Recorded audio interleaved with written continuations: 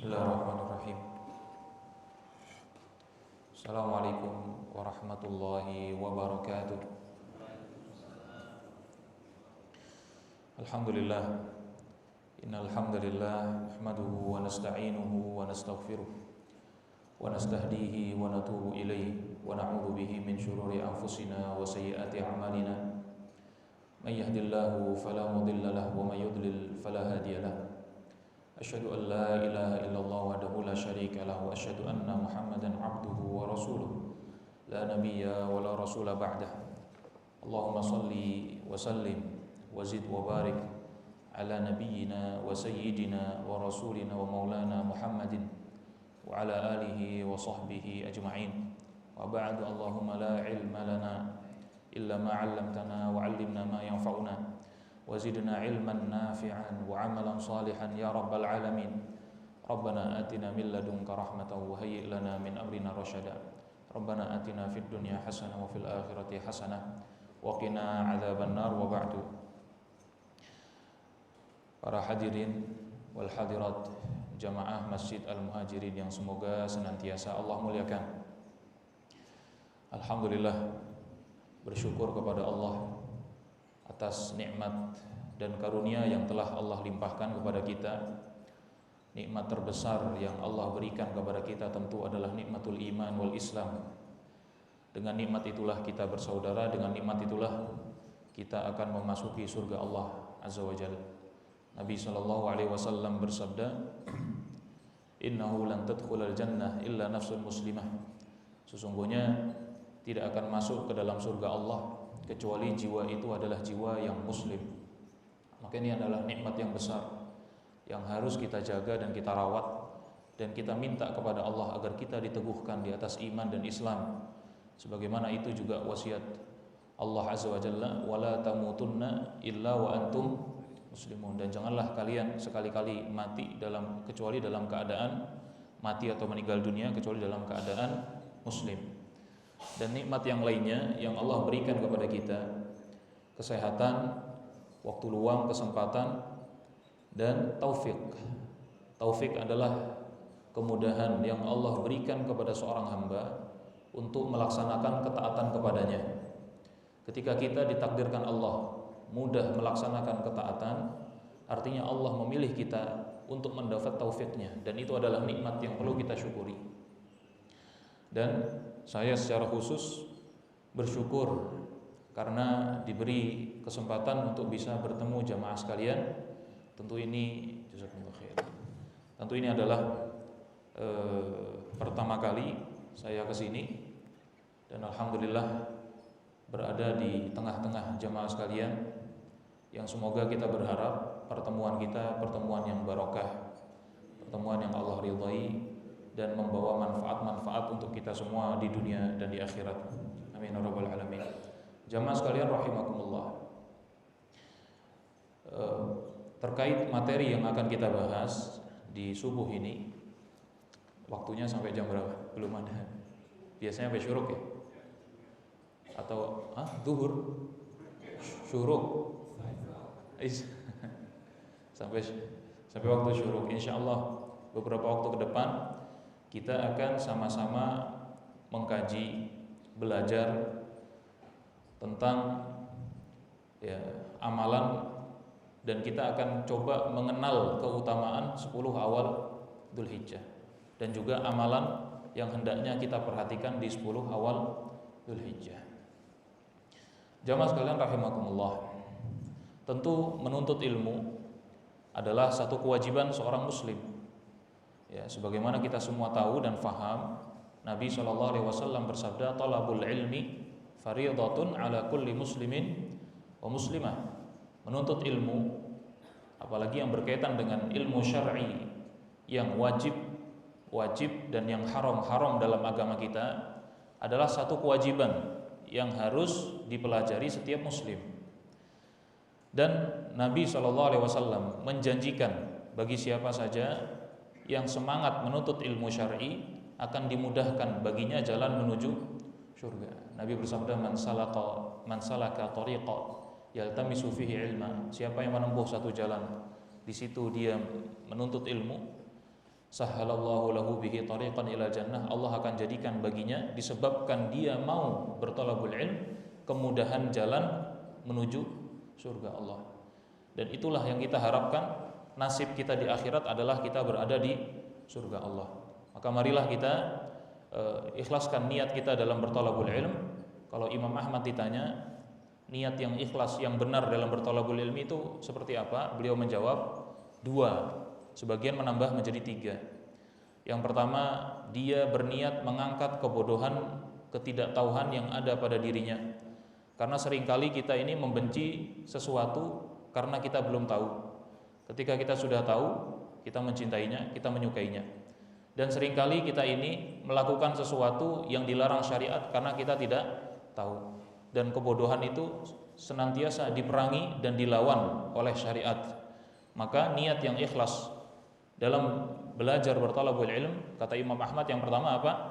Berniat mengangkat ketidaktahuan yang ada pada diri kita. Yang kedua, kata beliau, berniat mengangkat ketidaktahuan, kejahilan, kebodohan dari orang lain. Orang lain yang paling berhak mendapat ilmu dari kita adalah keluarga kita khususnya, dan juga kaum muslimin secara umum.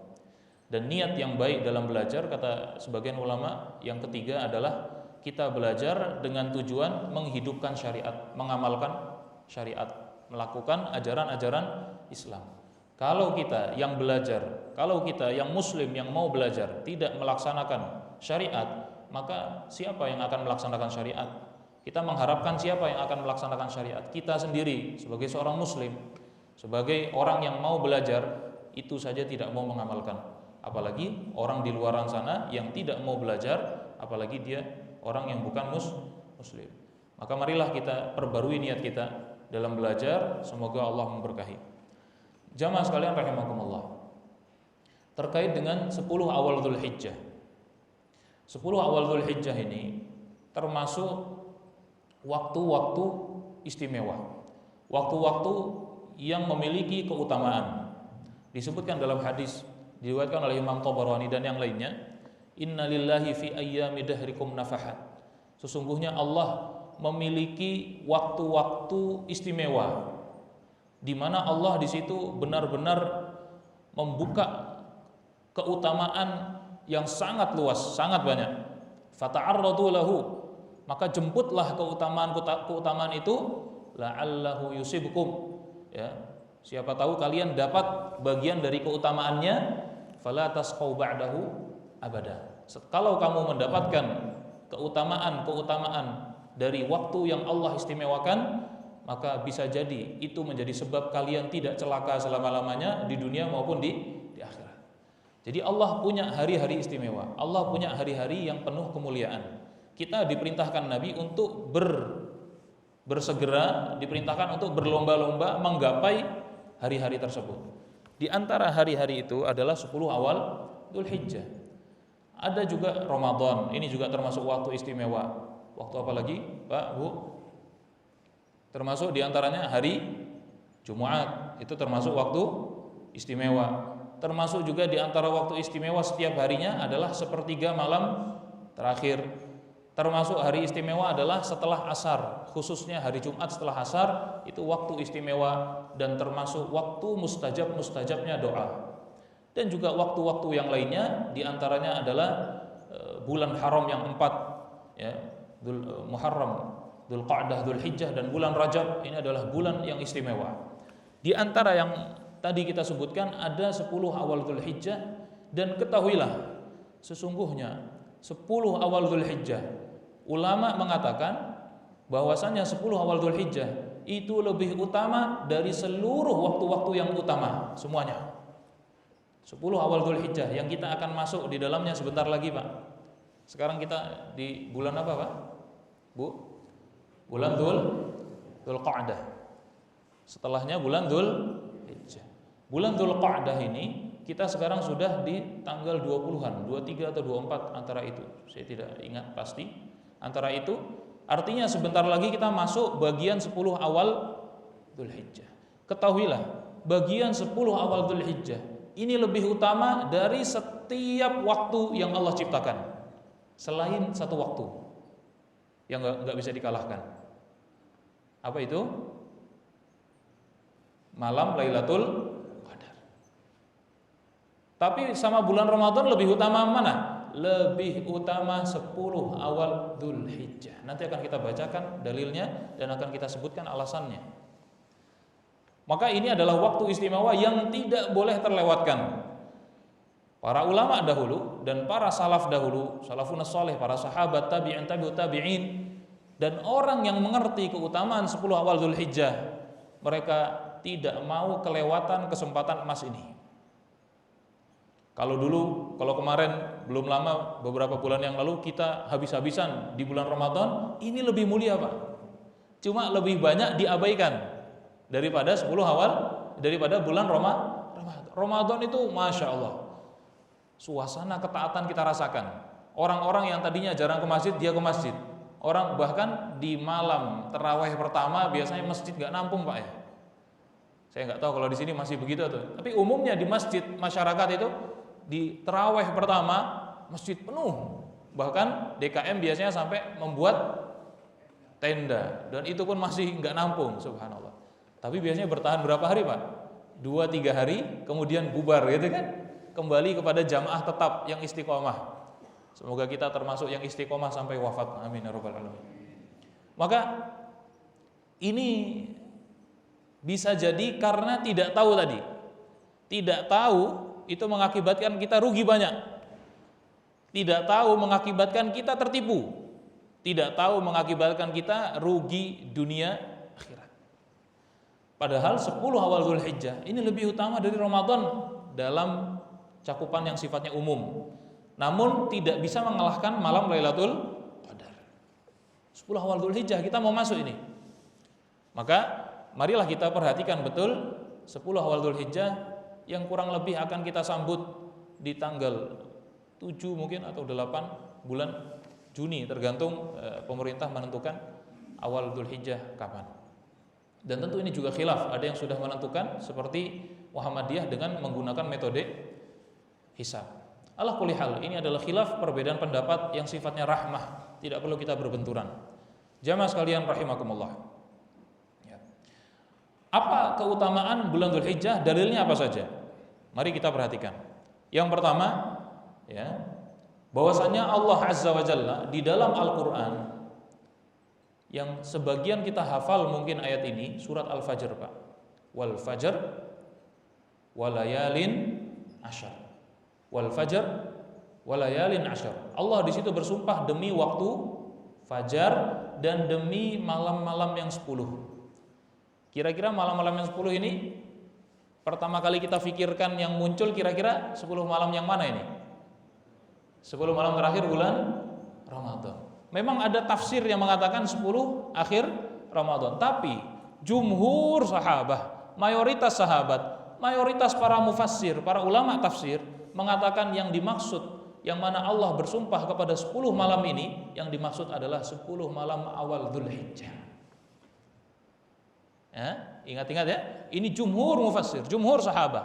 Disebutkan oleh ya Ibnu Katsir dan yang lainnya.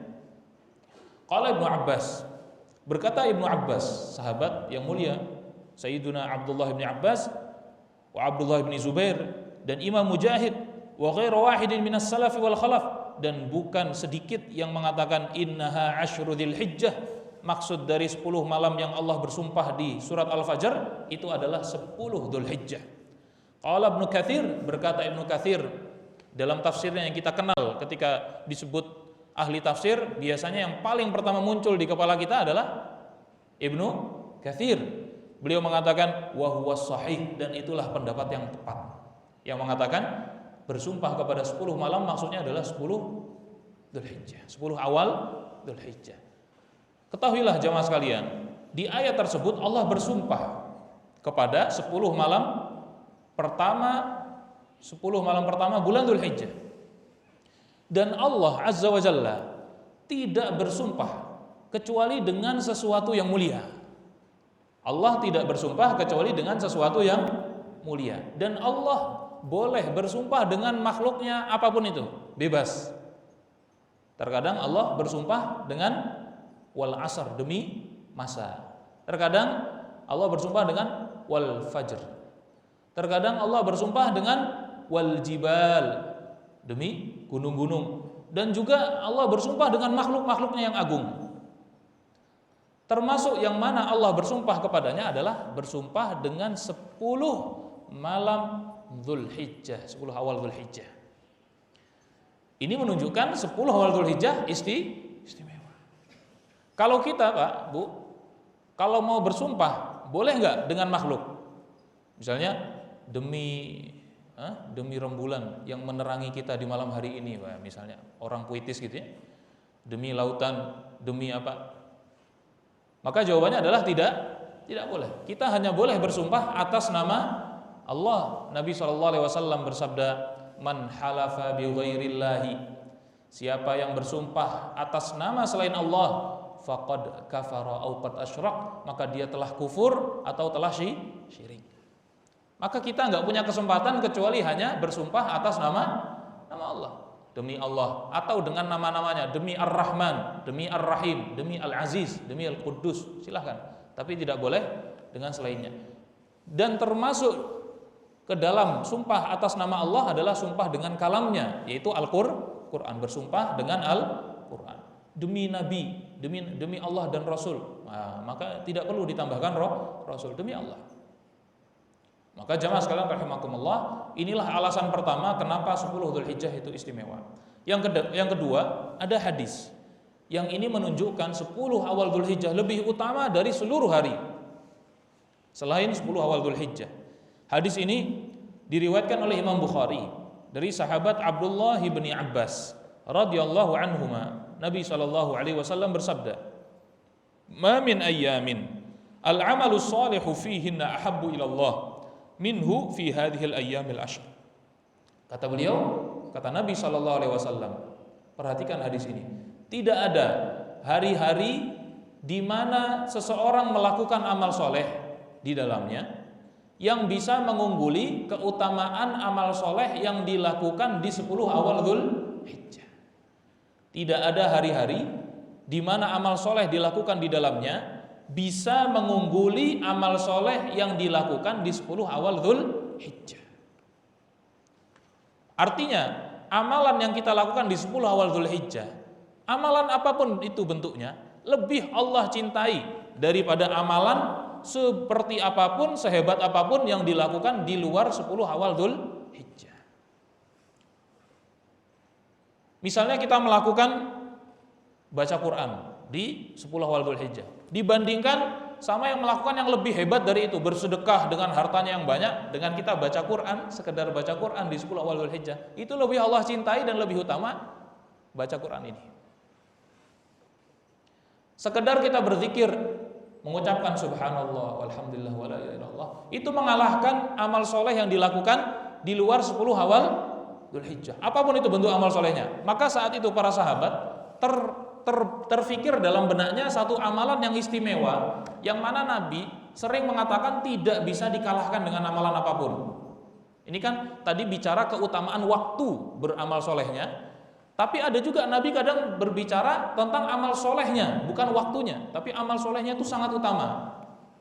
Maka para sahabat langsung berpikir, ya Rasulullah, apakah jihad yang dilakukan di luar 10 Dzulhijjah itu juga kalah keutamaannya dengan amalan yang dilakukan di 10 awal Dzulhijjah? Langsung bertanya demikian. Kenapa? Karena jihad yang mereka fahami itu tidak bisa dikalahkan dengan amalan apapun. Jadi orang berjihad di luar 10 Dzulhijjah dengan kita sekedar sholat 2 rakaat itu lebih Allah cintai sholat 2 rakaat di 10 awal Dzulhijjah. Maka Nabi SAW melanjutkan dalam hadis ini, walal jihad. Bahkan jihad sekalipun itu pahalanya kalah. Masya Allah. Ini menunjukkan bahwasanya 10 awal Dzulhijjah sangat Allah istimewakan. Amal soleh yang dilakukan di dalamnya sangat Allah cintai dibandingkan amal soleh dilakukan di selain. Nah tadi di awal sudah kita sampaikan hadis Nabi, innalillahi fi ayyami dahrikum nafahat. Allah itu punya dalam hari 1 tahun itu momen-momen yang Allah, kalau bahasa kita bonusnya jor-joran. Bonusnya sangat dibuka, sangat luas keutamaannya. Maka jamaah sekalian rahimakumullah, tapi Nabi mengecualikan jihad satu model, walal jihad illa, kecuali jihad yang nggak bisa dikalahkan adalah jihadnya orang keluar dengan harta dan jiwanya, kembali hanya tersisa nama. Artinya hartanya habis dalam jihad dan nyawanya terbunuh dalam jihad fisabilillah, baru itu nggak bisa dikalahkan. Maka ini menunjukkan bahwasannya 10 awal Dzulhijjah sangat istimewa jamaah sekalian. Kemudian disebutkan oleh Ibnu Hajar Al-Asqalani, kenapa 10 awal Dzulhijjah ini begitu utama? Kata beliau, lijtima'i ummahatil ibadah. Karena di 10 awal Dzulhijjah terkumpul inti-inti ibadah dalam Islam. Ada anjuran puasanya, betul? Itu puasa apa? Arafah, puasa di 9 Dzulhijjah. Ada sholatnya, sholat seperti biasa. Ada anjuran berinfak yang banyak juga, atau berzakat. Kalau kita mau zakat, biasanya kan zakat seringnya saya maunya zakatnya di Ramadan saja supaya dilipat gandakan. Zakat di 10 Dzulhijjah ini juga dilipat ganda, bahkan lebih utama daripada zakat yang dikeluarkan di bulan Ramadan. Sedekah yang dikeluarkan di 10 Dzulhijjah lebih utama dari sedekah yang dikeluarkan di bulan Ramadan. Dan juga di dalamnya ada sholat, ada puasa, ada zakat atau anjuran berinfak, dan ada yang terakhir rukun Islam selain syahadat, ada hajinya. Betul nggak? 10 awal Dzulhijjah tempat haji. Di bulan Ramadan bisa nggak haji bulan Ramadan? Nggak bisa. Maka kenapa 10 awal Dzulhijjah ini istimewa dan Allah senang sekali dengan amalan yang dilakukan di 10 Dzulhijjah ini? Karena berkumpulnya rukun-rukun Islam semuanya di bulan ini. Inilah yang menjadikan istimewa 10 awal Dzulhijjah. Maka jamaah sekalian rahimakumullah, inilah beberapa dalil dari sekian banyak dalil yang tidak bisa kita sebutkan semua karena waktu yang terbatas. Nah, tentu ya, karena kita tahu 10 awal Dzulhijjah ini sangat istimewa dan hendaknya kita perbanyak amalan, ya. Bahkan para sahabat itu menyebutkan kalau sudah masuk 10 awal Dzulhijjah itu mereka ijtahadu ma lam yajtahid fi ghairi, sangat bersungguh-sungguh yang tidak pernah beliau lakukan di selain 10 Dzulhijjah, sampai-sampai badan mereka kecapean ibadah karena tidak mau kelewat keutamaan 10 awal Dzulhijjah, ibadahnya ditingkatkan. Maka setelah kita tahu ini waktu istimewa, maka mari kita tingkatkan amal soleh. Maka saya wasiatkan kepada diri saya pribadi dan juga kepada jamaah sekalian, marilah kita tingkatkan amal soleh di 10 awal Dzulhijjah. Amalan apa saja yang perlu kita lakukan di 10 awal Dzulhijjah? Yang pertama, ya, tentu secara umum kita memperbanyak ketaatan dan meninggalkan yang haram. Kenapa? Karena bermaksiat di waktu-waktu istimewa itu tidak sama dosanya dengan maksiat yang dilakukan di waktu yang lain. Ya, makanya ketika Allah berfirman, Inna iddatash syuhuri 'indallahi 'ashara syahran, menjelaskan jumlah bulan ada 12, di antara 12 itu ada 4 bulan haram. 4 bulan yang Allah haramkan. 4 bulan yang punya kehormatan ini bulan apa saja?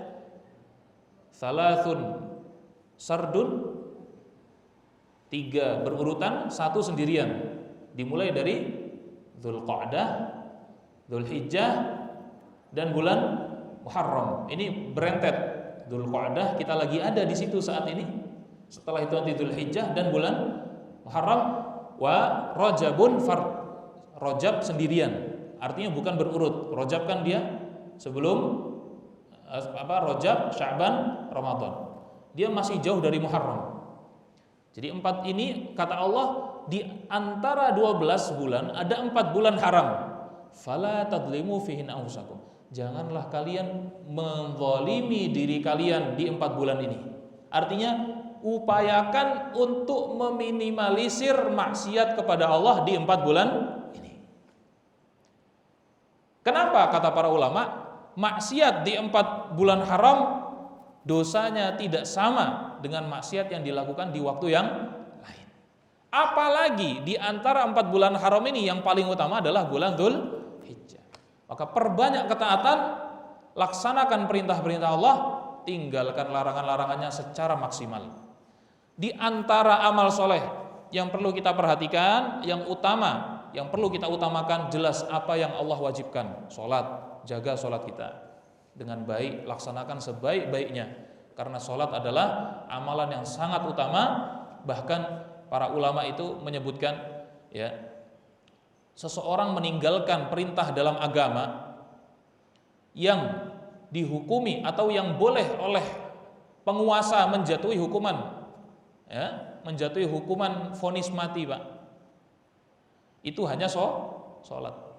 Jadi hakim itu boleh menjatuhi hukuman vonis mati bagi mereka yang tidak mau sholat, sudah disuruh sholat gak mau, itu boleh. Itu menunjukkan bahwa sholat bukan ibadah yang main-main. Bagaimana tidak istimewa? Dia diwajibkannya bukan di bumi, bukan melalui perantara malaikat Jibril, tapi langsung Allah suruh Nabi ke atas, ya, dan menerima perintahnya secara langsung dari atas langit dalam peristiwa Isra dan Mi'raj. Nah, maka sholat dijaga, sholat yang wajib dengan sebaik-baiknya. Kemudian yang kedua adalah berpuasa. Kenapa puasa itu istimewa dan perlu kita utamakan dalam menghidupkan amalan di 10 awal Dzulhijjah? Karena puasa itu seseorang dinilai beribadah semenjak dia, ya, masuk waktu subuh sampai dengan terbenam matahari. Dia dihitung sedang beribadah.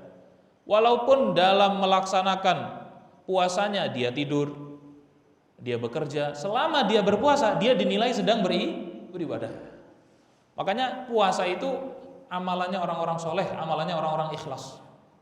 Ya, tidaklah orang diberi kemudahan untuk berpuasa kecuali hati dia adalah hati yang mukhlis. Tidaklah orang sulit untuk melakukan ibadah puasa kecuali dia perlu mengecek hatinya. Bisa jadi dia mau beramal kalau kelihatan orang, sedangkan puasa itu kan nggak kelihatan, nggak ada bedanya antara yang sedang berpuasa dengan yang tidak puasa.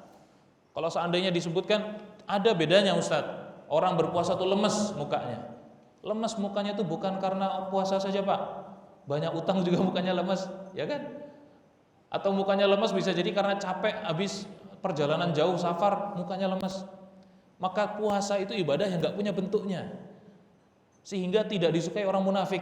Orang munafik nggak suka puasa. Kenapa? Karena puasa tadi tidak ada bentuknya. Beda dengan sholat. Sholat ada bentuknya. Sedekah apalagi. Jelas-jelas kita bersedekah kepada orang, orang akan mengingat dia bersedekah kepada saya. Bisa jadi dengan motivasi itu dia mau bersedekah. Maka puasa ini amalan yang perlu kita prioritaskan. Dan dianjurkan berpuasa dari tanggal 1 sampai dengan tanggal 9. Dianjurkan. Dianjurkan, ya, bukan wajib, dianjurkan. Nah, kenapa ya hal itu dianjurkan? Pertama, karena Nabi melakukannya. Disebutkan dari Hunaidah ibni Khalid an imraatihi, dari istrinya beliau. Jadi Hunaidah ini bukan nama perempuan, Pak, ya. Kalau kita biasanya yang diakhiri dengan ha itu perempuan, Fatimah, ya. Pokoknya membedakan laki-laki dengan perempuan, lihat belakangnya. Kalau ada hanya biasanya perempuan. Maisarah yang menemani Nabi safar ke berdagang di Syam, Maisarah perempuan atau laki-laki, Pak? Laki-laki, bukan perempuan, tapi namanya Mai, seperti nama perempuan, betul ya? Ini juga Hunaidah, sangat identik bagi kita orang Indonesia itu sebagai nama perempuan, tapi dia adalah laki-laki. Istri beliau mengatakan bahwasannya saya mendapatkan, kata istrinya, dari istri-istri Nabi mengatakan, kana Nabi dahulu yasumu tis'adil hijjah, berpuasa 9 hari bulan Dzulhijjah, yaitu tanggal 1 sampai tanggal 9. Ini sangat dianjurkan. Ya, karena tadi puasa adalah amalan yang perlu kita prioritaskan dan merupakan amal soleh yang prioritas, yang istimewa yang dinilai ibadah dari semenjak subuh sampai dengan terbenam matahari.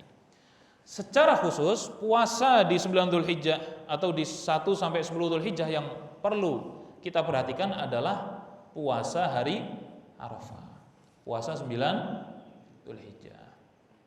Nah, sudah tidak perlu kita berdebat puasanya ngikut yang wukuf di Arafah atau patokannya ru'yatul balad, ru'yah masing-masing daerah. Enggak usah berdebat. Karena di masyarakat ini ya ada sebagian orang yang doyan, tanda kutip, doyan berdebat dan doyan menyalahkan amalan orang lain. Padahal masing-masingnya memiliki landasan. Jangan memaksakan pokoknya puasa harus saat orang berarafah. Kalau dia puasa tidak saat orang berarafah, berarti dia puasa enggak jelas. Karena nama puasanya adalah nama puasa Arafah. Arafah itu amalan bagi orang yang haji pada tanggal 9. Maka kaum muslimin ya di luar yang sedang berhaji mengikuti syiar tersebut di tanggal 9, dan ini jumhur ulama berpandangan demikian. Tapi ala kulli hal ini khilaf, ulama beda pendapat, kita hargai. Tidak ada masalah. Yang penting tidak perlu menuduh ya, pokoknya rame lah. Setiap kali kita beda lebaran itu rame. Yang mengatakan yang masih puasa di hari ini maka dia puasa di waktu terlarang karena puasa di waktu hari raya. Maka ini tidak perlu ya, karena masing-masing memiliki alasan, masing-masing memiliki landasan dalil yang bisa mencakup pendapat tersebut. Jamaah sekalian rahimakumullah, berkaitan dengan keutamaan 9 Dzulhijjah ini kita sudah masyhur. Ahtasibu indallah, kata Nabi SAW, saya berharap puasa 9 Dzulhijjah itu bisa menghapus dosa-dosa 2 tahun. 1 tahun sebelumnya, 1 tahun yang akan datang. Nah, penghapusan dosa ini bukan seluruh dosa. Hanya dosa apa? Dosa kecil. Adapun dosa besar, ulama mengatakan harus ada taubatan nasuha sendiri, harus ada taubat sendiri. Ya, dia harus menyesal karena pernah melakukan dosa itu. Dia harus segera meninggalkan dosa itu kalau masih melakukannya. Dia harus berazam, berkeinginan kuat tidak lagi melakukan dosa tersebut. Maka ini disebut taubat nasuha dan taubat untuk dosa besar. Kalau itu berkaitan dengan hak orang lain, tambah satu lagi, dia harus mengembalikan haknya. Kalau dia pernah berbuat dosa berupa mencuri, yang itu adalah dosa besar, dia harus kembalikan apa yang pernah dia curi kepada yang berhak. Kalau tidak, maka taubatnya belum Allah terima. Karena taubat berkaitan dengan hak orang itu dibangun di atas kerelaan. Kalau orang belum rela, Allah belum memaafkan. Ya, mau dia bertaubat, mau dia berhaji, berumrah berkali-kali, mau dia sholat malam, minta ampun, Allah tidak mengampuni sampai orang yang dia sakiti, sampai orang yang dia ambil haknya meridhai. Jamaah sekalian rahimakumullah.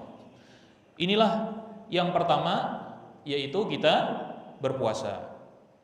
Kemudian yang kedua, i'tina'u bid-du'a. Ya. Setelah sholat kita jaga, puasa kita maksimalkan, dan tidak harus dari 1 sampai 9, Pak. Misalnya pengen puasa 2 hari doang, 9 sama tanggal berapa? Boleh. 9 dengan 3 hari, boleh. 9 enggak harus 9 hari, tapi kalau mau 9 hari itu yang utama. Atau Senin Kamisnya saja dan tanggal 9, boleh.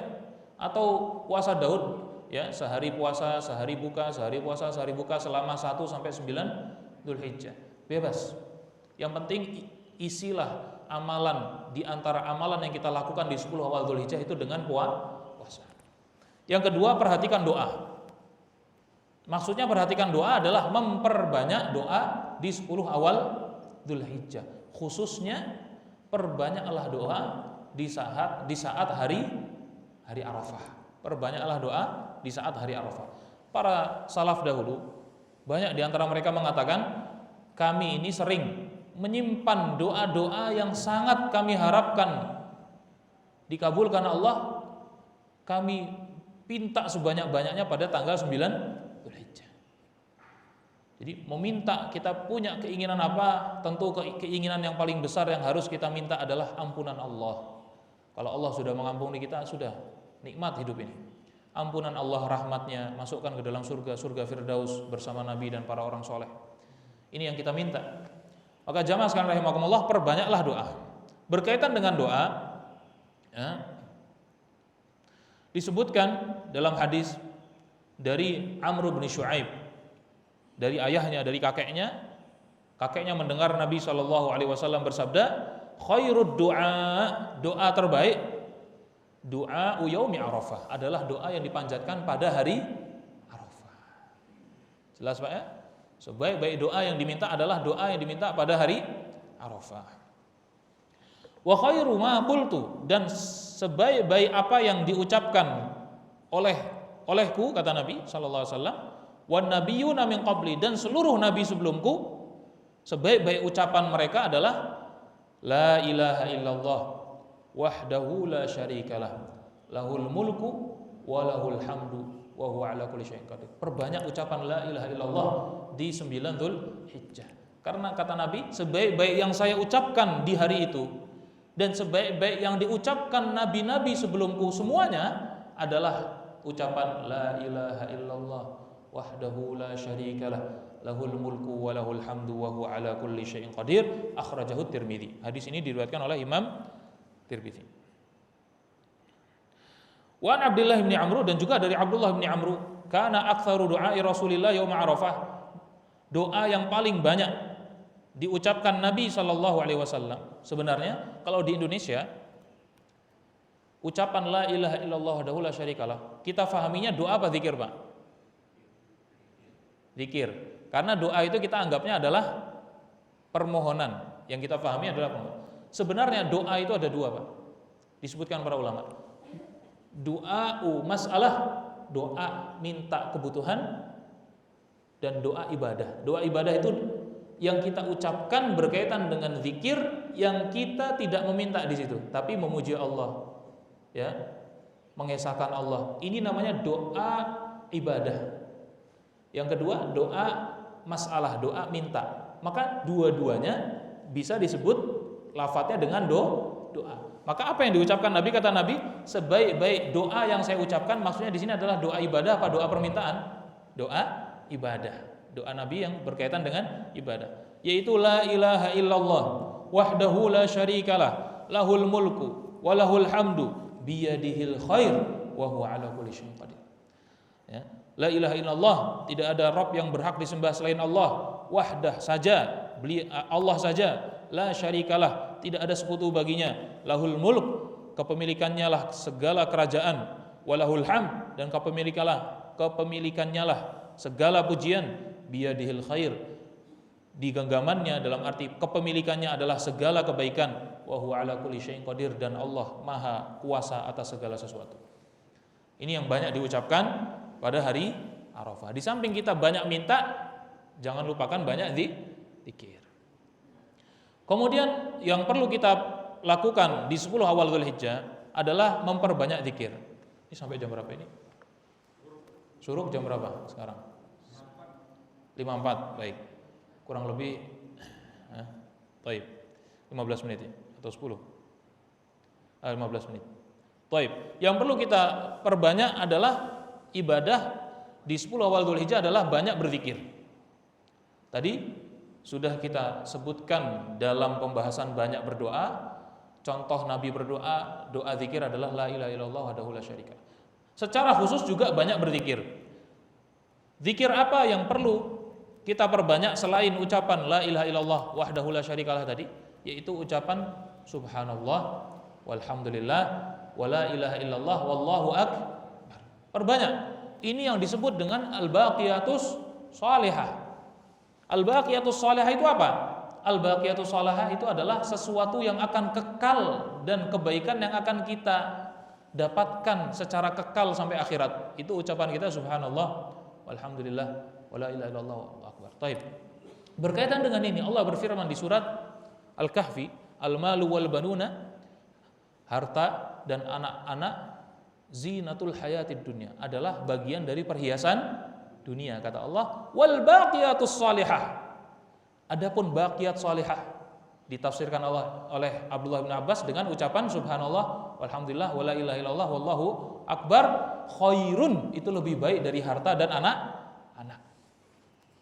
Maka perbanyak zikir. Zikir itu diperbanyak di seluruh waktu, tapi di 10 awal Dzulhijjah ini lebih khusus.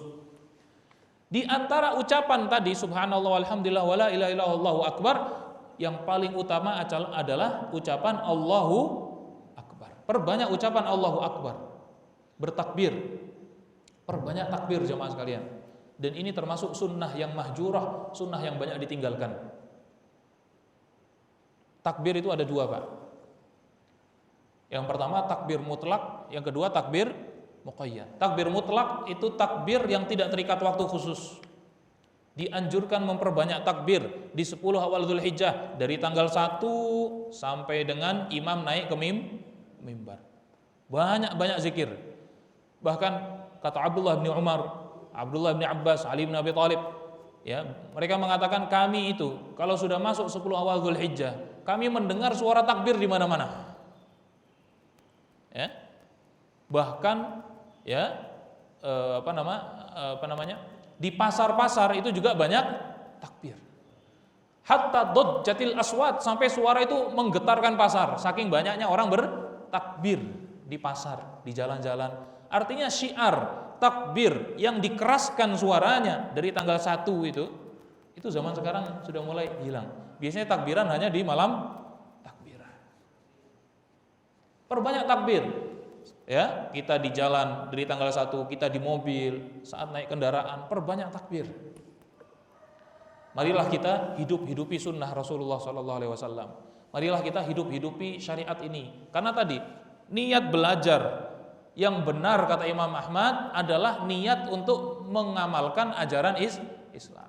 Kalau kita hadir kajian tidak ada niat mengamalkannya, nah, maka ini kerugian yang sangat besar. Dan itu bukan niat ikhlas dalam belajar. Maka marilah kita hidupi sunnah ini, perbanyak bertakbir. Dan ada takbir muqayyad. Takbir muqayyad adalah takbir yang diucapkan setelah sholat fardu, baik setelah sholat jamaah maupun sholat sendirian, baik sholatnya ada maupun qadha, baik di rumah maupun di masjid. Itu perbanyak zikir sebelum sholat, sebelum zikir sholat. Jadi selesai sholat kita takbir dulu, baru berzikir. Ini takbir muqayyad, takbir yang terikat waktu setiap selesai sholat fardu. Baik saya sholat sendiri, terlambat saya sholat, maka saya dianjurkan zikir dulu, zikir takbir sebelum zikir sholat. Berapa jumlahnya bebas, tergantung imamnya. Mau 2 kali, mau 3 kali, mau 4 kali, mau 5 kali sebelum zikir sholat silahkan. Tapi ini dianjurkan. Dimulainya kapan? Ya, dimulainya adalah min subhi yaumi Arafah, dari subuh hari Arafah. Subuh hari Arafah berarti subuh tanggal 9 Dzulhijjah. Subuh 9 Dzulhijjah itu berarti saat kita habis sahur. Habis sahur, sholat subuh, habis sholat subuh langsung dimulai takbir sebelum zikir. Itu dimulai dari itu sampai kapan? Sampai 13 Dzulhijjah atau hari tasyrik terakhir. Dan ulama beda pendapat, ada yang mengatakan sampai subuhnya. Dan ini pendapat Imam Ar-Ramli dalam mazhab Syafi'i. Dan Imam Nawawi mensahihkan sampai asarnya. Sampai asar. Tanggal 13 itu setiap selesai sholat fardu zikir. Baik sholat di rumah bagi ibu-ibu, baik kita sholat terlambat, baik kita sholat qadha ataupun sholat ada. Maka marilah kita memperbanyak takbir. Kemudian yang utama selanjutnya adalah dzabhul udhiyah, menyembelih kurban. Dan ini juga amalan yang sangat utama. Bahkan ada hadis yang bunyinya seperti ancaman. Yang bunyinya seperti ancaman. Nabi bersabda, "Man kana lahu sa'ah." Siapa yang punya kelonggaran harta, walam yudhi, dan dia tidak mengeluarkan udhiyah, fala yaqrabanna musallana. Jangan dekat-dekat tempat sholat kami. Kata Nabi SAW, jangan dekat-dekat tempat sholat. Seolah-olah Nabi mengisyaratkan tidak suka kepada orang yang Allah berikan karunia tapi mengabaikan ibadah kurban. Kenapa ibadah kurban ini istimewa? Karena ya di hari ke-10 atau yang disebut dengan Al-Hajjul Akbar. Ya, bagi yang sudah berhaji di tanggal 10 itu kan rukun-rukun haji umumnya dilakukan di tanggal itu. Dituntaskan amalan-amalan haji di tanggal tersebut. Banyak amalan di 10 Dzulhijjah.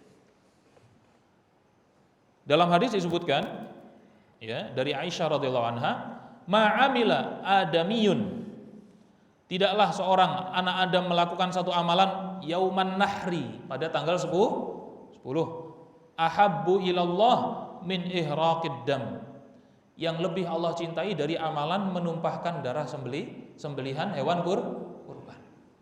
Wa innaha lata'ti yaumal qiyamah, sesungguhnya kurbannya itu akan datang pada hari kiamat, biquruniha, dengan tanduk-tanduknya, wa asy'ariha, bulu-bulunya, wa adlafiha, tulang-tulangnya, wa inna dama la yaqa'u minallah bimakanin qabla ay yaqa'a minal ard, sesungguhnya darah itu ketika dipotong hewan kurban sebelum jatuh ke tanah itu pahalanya sudah Allah tetapkan langsung untuk yang berkurban, saking Allah mencintai amalan tersebut. Maka udhiyah ini sangat dianjurkan dilakukan. Tentu ya, dalam mazhab Syafi'i menyembelih kurban itu status hukumnya sunnah muakkadah, sunnah yang sangat dianjurkan. Bahkan Abu Bakar As-Siddiq dan Umar bin Khattab pernah sengaja tidak kurban. Kurban dengan maksud supaya kaum muslimin tidak menganggapnya sebagai suatu kewajiban. Pernah sengaja, tapi ini jangan kita lakukan semuanya. Kalau kita semuanya, saya sengaja nggak kurban semuanya, nggak ada yang kurban akhirnya. Ini perlu dilakukan oleh tokoh agama.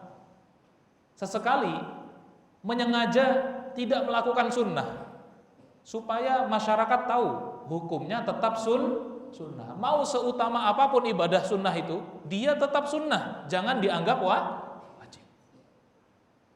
Paham? Maka boleh dilakukan oleh tokoh agama, sesekali dia tidak melakukannya.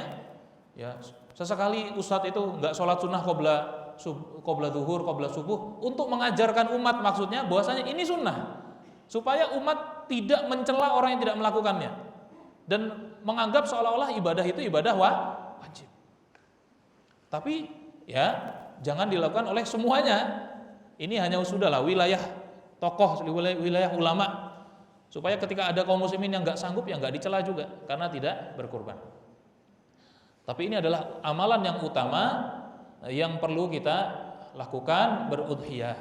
Dan di samping sunnah muakkadah, sunnah yang sangat dianjurkan, dan ini pendapat jumhur ulama, karena ada yang mengatakan berkurban itu hukumnya wajib bagi yang mampu. Tapi ini pendapat yang dimarjuhkan para ulama, tidak dikuatkan para ulama. Jumhur, kebanyakan mayoritas mengatakan sunnah muakkadah, dan hukumnya sunnah kifayah. Sunnah kifayah itu maksudnya gimana? Kan ada fardu kifayah, ada sunnah kifayah. Sunnah kifayah ini adalah jika di antara penduduk rumah sudah ada satu yang kurban, maka kesunnahan kurban sudah gugur dari yang lain. Tapi seandainya di penduduk rumah tersebut juga pengen berkurban sendiri, maka itu juga diperbolehkan. Ini namanya sunnah kifayah. Dalam satu rumah, misalnya istrinya sudah kurban, misalnya suaminya pengen kurban lagi, ya boleh. Tapi hakikatnya dia sudah melakukan sunnah walaupun hanya satu. Dianjurkan satu rumah itu berkurban, ya, melakukan kurban, penduduk rumah tersebut salah satunya. Nah, maka ini hukum dari udhiyah. Baik, jamaah sekalian rahimakumullah. Maka mungkin kita sisakan waktu sedikit buat pertanyaan ya. Barangkali ada pertanyaan. Itulah amalan yang perlu kita maksimalkan, dan ingatlah sekali lagi 10 awal Dzulhijjah ini sangat utama, bahkan mengungguli bulan Ramadan secara umum, tapi tidak bisa mengalahkan malam Lailatul Qadarnya. Maka mari kita menyikapi seperti kita anggaplah seperti kita menyambut Ramadan, sudah gitu aja minimal seperti Ramadan. Jangan sampai kita di 10 awal Dzulhijjah ini seperti tidak ada perbedaannya. Maksiat ya tetap jalan, ketaatan pun batas-batas minimal, hanya yang fardu, tidak ada peningkatan amal soleh. Ya. Sedangkan di bulan Ramadan kita maksimal, kita takut melakukan maksiat. Nah, kalau itu keadaannya ya kalau bahasa anak muda, hey gitu ya. Hey, kamu salah menempatkan 10 awal Dzulhijjah ini lebih utama bahkan dari Ramadan secara umum. Nah, dilihat dari umumnya. Nah, semoga Allah beri taufik kepada kita untuk bisa memaksimalkan ketaatan di 10 awal Dzulhijjah. Mungkin kalau ada pertanyaan, silakan. Ada atau tidak? Assalamualaikum. Silakan Bapak. Apa indikasi ciri-ciri orang yang mohon maaf pada Allah itu dikabulkan? Dikabulkan doanya. Ciri-ciri orang yang maafnya dikabulkan. Maafnya, permohonan maafnya, istighfarnya dikabulkan. Nah, baik. Barakallahu fikum. Gini Pak, amalan diterima itu murni rahasia Allah. Makanya dulu para salaf, banyak dari para sahabat mengatakan, lau alimtu, kalaulah saya mengetahui satu sujud itu pasti Allah terima, tidak ada yang saya harapkan selain kematian.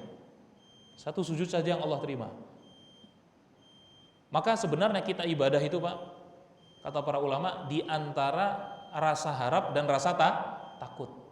Berharap diterima plus takut tidak diterima, seimbang. Kalau orang selalu merasa pasti diterima, akhirnya dia malas beramal soleh karena dia meyakini amalannya pasti diterima. Kalau dia merasa nggak diterima, pasti nggak diterima, pada akhirnya dia akan menganggap orang lain yang meninggalkan satu ketaatan itu dengan pandangan kekafiran. Seperti orang Khawarij.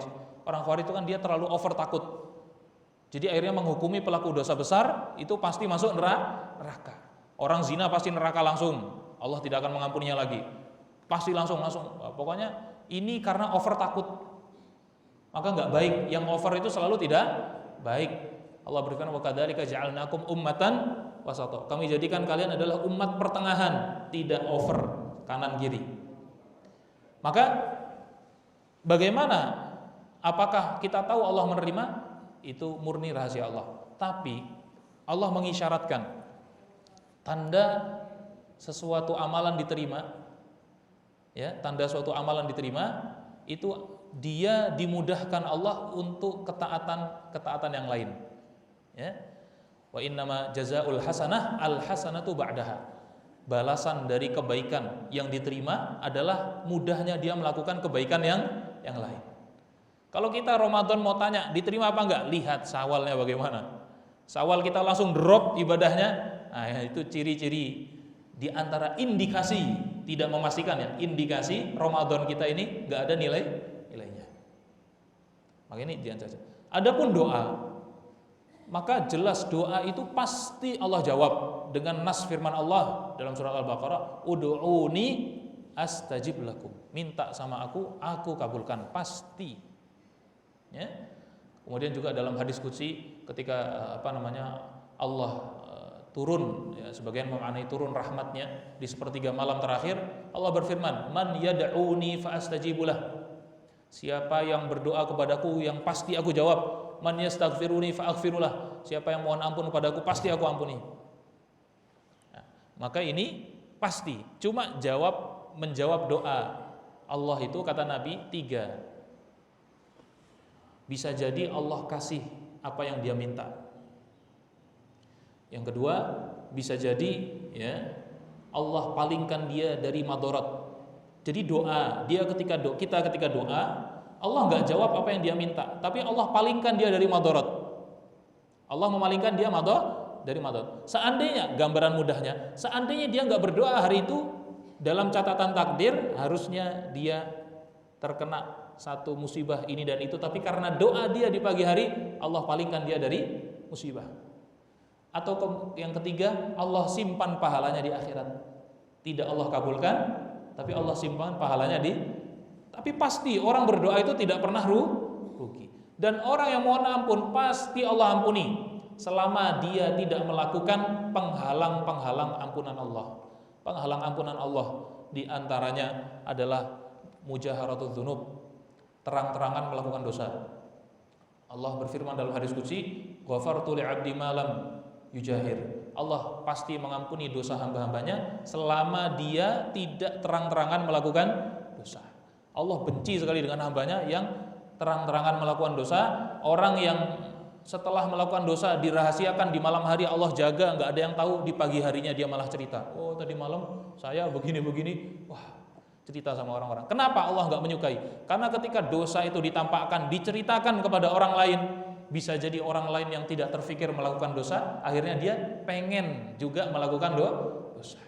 Innalladzina yuhibbuna an tasyi'al fahisha, orang yang menyukai keburukan menyebar di tengah manusia, tengah kaum muslimin, lahum adzabun alimun fid dunya wal akhirah, baginya azab yang pedih dunia akhirat, kata Allah. Allah enggak suka orang terang-terangan melakukan dosa. Dan juga di antara mawani'ul ghufran, di antara penghalang Allah mengampuni dosa seorang hamba adalah dia memakan harta yang haram, harta secara zalim, harta orang lain secara zalim. Kurang lebih itu, tapi secara umum Allah mengabulkan, Allah mengampuni semua dosa selama kita tidak melakukan penghalang-penghalangnya. Barakallahu fiik. Semoga bisa difahami Bapak ya. Alhamdulillah. Cukup ya? Baik. Baik, marilah kita tutup kajian kita. Semoga Allah merahmati kita semua, mengampuni dosa-dosa kita, dosa orang tua kita, dosa kaum muslimin wal muslimat yang sudah meninggal maupun yang masih hidup. Allahumma ighfir lana wa li ikhwanina, Allahumma ighfir lana wa li ikhwanina wa li jami'il muslimin wal muslimat wal mu'minin wal mu'minat al ahya minhum wal amwat innaka sami'un qaribun mujibud da'wat. Allahumma ighfir lana min khasyatik, ya Allah berikanlah kepada kami semua rasa takut kepadamu, ma tahulu bihi bainana wa baina ma'asik, yang menghalangi kami dari bermaksiat kepadamu, wa min ta'atika, ya Allah berikanlah rizki kepada kami, ketaatan kepadamu, ma tuballighuna bihi jannatak, dengan taat itu kami sampai kepada surgamu, wa minal yaqini ma tuhwinu bihi alaina masaibad dunya, berikan kepada kami keyakinan yang dengan keyakinan itu mudahlah kami menghadapi musibah-musibah dunia. Matina Allah bi asma'ina wa absarina wa quwwatina wa bidama ahyitana waj'alul waritha minna waj'al tha'rana 'ala man zalamana wansurna 'ala man 'adana. Allahumma ansur ikhwanana al-mustad'afina fi Filastin. Ya Allah, bantulah saudara-saudara kami yang ada di Filastin. Allahumma ansurhum, Allahumma kun ma'ahum ya Rabbana ya Rabbal alamin. Allahumma kun ma'ahum ya Rabbana ya Rabbal alamin. Allahumma innahum fi hajatin ila rahmatik. Ya Allah, mereka sangat membutuhkan pertolongan-Mu ya Allah. Allahumma ighfir lana tijaha ikhwanina fi Filastin. Ya Allah, ampunilah kami atas sikap kami yang tidak maksimal kepada saudara-saudara kami tertindas di Filastin. Allahumma ighfir lana tijaha ikhwanina fi Filastin. Rabbana ighfir lana dzunubana wa liwalidina warhamhum kama rabbawna shaghira. Rabbana atina fid dunya hasanah wa fil akhirati hasanah wa qina adzabannar. Alhamdulillahirabbil alamin. Subhanakallahumma bihamdika asyhadu an la ilaha illa anta astaghfiruka wa atubu ilaik. Wassallallahu wasallam ala sayyidina Muhammad wa ala alihi wa sahbihi wasallam. Assalamualaikum warahmatullahi wabarakatuh.